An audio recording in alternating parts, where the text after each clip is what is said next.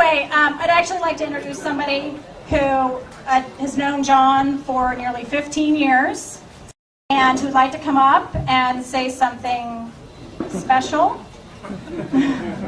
Scott, where are you? Yep. I am.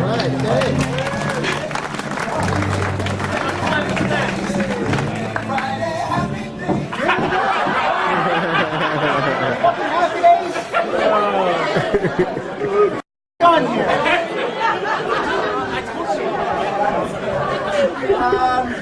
Can somebody get a chair and put it up here? Is there a chair? You know what? Hang on a second. Wait, is it going to take that long? No, yeah. How many chair flying in? Thanks, Stephanie.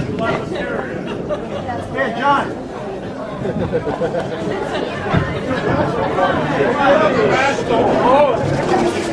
So, okay. I got a little lost coming here, so I looked at my GPS and it told me to get off at Avenue de la Goomba. Thanks, Cuccia. Where is Cuccia like him? Well, John, you're 50. Yes, I am. And I'm 50. Yes, you are. You look it. I know. Take my wife. And we've known each other, like your wife said, about 10 or 15 years, and I am now godfather to your beautiful little Alexandra. And so we've gotten comfortable with each other over the years, and I think that gives me the right to ask you, what do you use in your hair?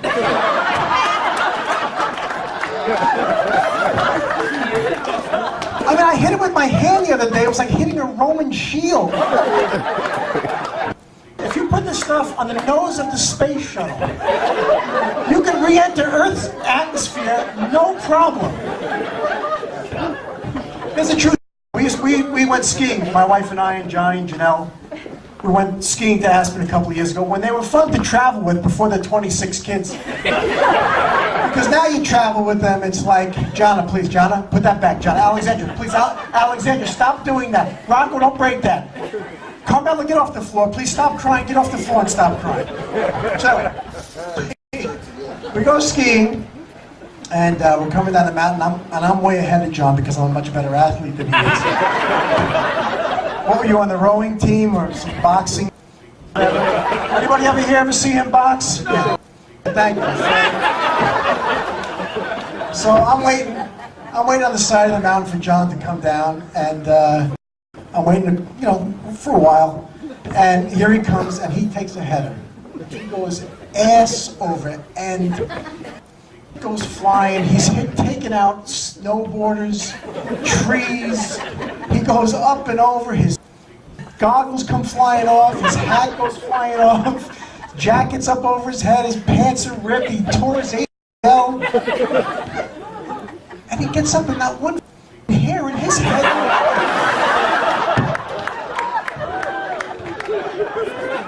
It was incredible to me. I didn't give a about his knee. I was like, John, really? One hair in your head is out of place. This guy's like Fonzie. I'm like, anyway, so here we are in your backyard. What is this thing you built in the Parthenon? You know, I'm afraid to walk by here because I think a lightning bolt is going to hit me. Although I do think I know why you built this. Because here's what happens here late at night. Kids are asleep. Don't say to it again. Here it comes. John comes out from this thing that Danny built, whatever this thing is here. Dan, good job, buddy. And John comes out in a toga with the same lace up to here. He puts the wreath, like the Caesar thing on the hair that doesn't move. And he pulls out a chair with the eagles on the side of it and the snakes in the back. And he sits down in it. And Janelle comes out in a toga and like a jug on her shoulder. Now in the movie version, it would go like this.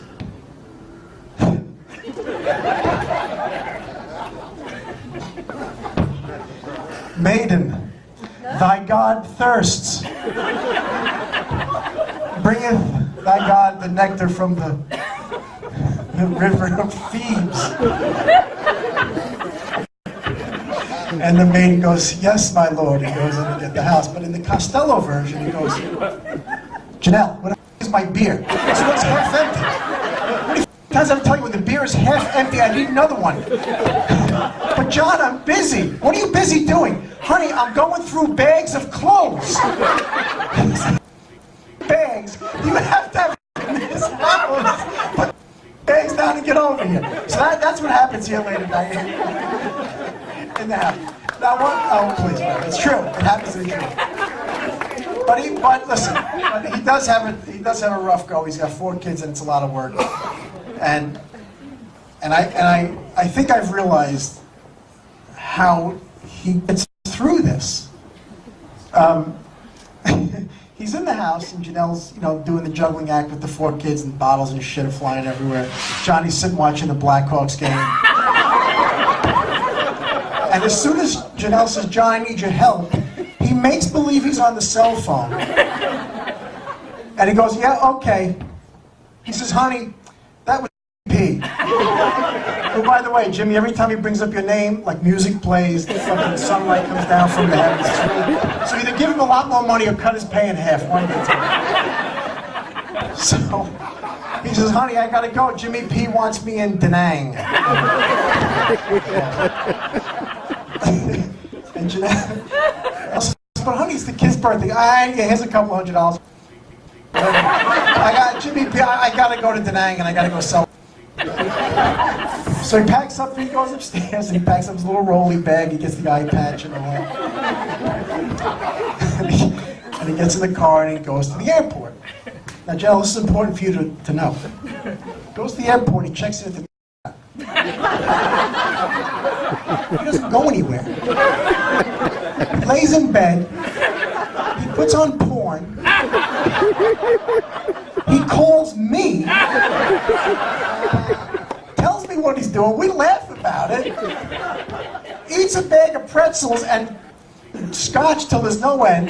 By the way, I buy him a bag of pretzels. Every time he comes to our house, it's only because he eat the pretzels. It's ridiculous. He's taking me broke with the pretzels. And then you called him, right? And he's sitting in the hotel bed. Honey, hi, it's me. And he says, oh, hi, honey, I'm right in the middle of a meeting. Hold on a second. Hey, Chang, I told you it's 2 million micro 70 expensive whatever. No, hey, it's 2 million. I'm gonna break your head open, okay? All right, honey, listen, I gotta go. I got shit. Please don't call me till tomorrow night. Anyway, so that's where he's at. John, I'm sorry to give away your secret. Happy birthday, my friend.